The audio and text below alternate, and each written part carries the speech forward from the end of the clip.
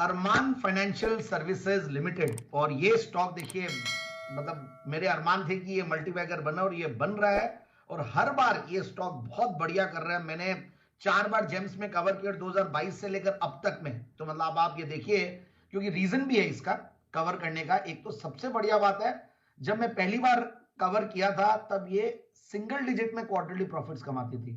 फिर जब दूसरी बार देखा तो 20s में प्रॉफिट्स कमाने लगी, और अब ये 40s में कमाने लगी। मतलब इस तरीके की ग्रोथ, क्वार्टरली ग्रोथ इस कंपनी ने दिखाई है। और इस बार देखिए 22 करोड़ के पैट के सामने 42 करोड़ का पैट है। मतलब अमेजिंग दैट इज।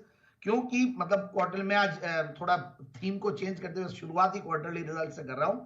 सबसे बढ़िया बात मुझे जो लगी, इनकी जो ऑपरेटिंग प्रॉफिट मार्जिन है, क्योंकि जो ओपेक्स है, ये जैसे जैसे कंपनियां बड़ी होती है, और ये नम्रा नाम का इनका माइक्रो फाइनेंस का काम है, लैब में ये लोग एंट्री लिए हैं, तो वहां पे ओपेक्स धीरे धीरे कम होने लगते हैं, क्योंकि जब आपकी साइज बड़ी होती है। तो ये इस कंपनी को भी पूरा फायदा मिला।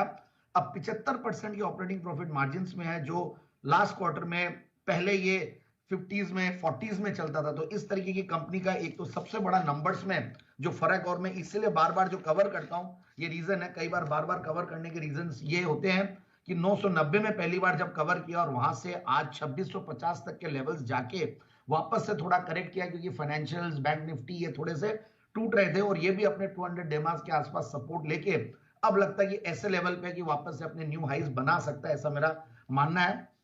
अब मैं थोड़ा बैकग्राउंड पे आ जाऊं। कंपनी बहुत ही गजब कर रही है, इनफैक्ट बहुत सारे स्टेट्स में तो है ही है।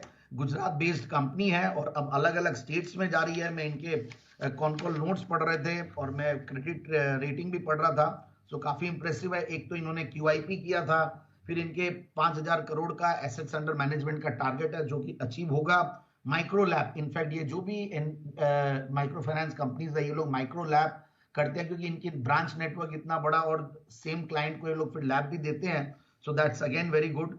तो मुझे ऐसा लगता है, एक तो न्यूअर स्टेट्स बिहार, हरियाणा, झारखंड, तेलंगाना, तो एक नेशनल लेवल की एक NBFC बन जाएगी। तो मुझे ऐसा लगता है कि ये स्टॉक बढ़िया करेगा। और उससे भी बढ़िया बात है, ग्रोथ की कैगर 31%, सेल्स की कैगर 25%, ये 3 साल की, रिटर्न ऑन इक्विटीज 32-33%, और क्वार्टरली रिजल्ट्स मैंने बता ही दिया, 22 करोड़ से 42 करोड़ का पैट, मतलब क्रेजी नंबर्स, बहुत अच्छे नंबर्स रादर। और उससे भी बढ़िया बात यह है कि share holding pattern is very impressive. इसमें बहुत सारे बड़े नाम हैं, और पब्लिक शेयर होल्डिंग में बहुत सारे बड़े नाम हैं। मतलब एक तो बड़ा PE फंड है, और कई सारे इंडिविजुअल इन्वेस्टर्स हैं, और FIIs, और ये सब मिला के अच्छी खासी शेयर होल्डिंग है। तो मुझे लगता है कि स्टॉक को बिल्कुल इन लेवल्स पे लेना चाहिए, और टारगेट जो है 2690 का।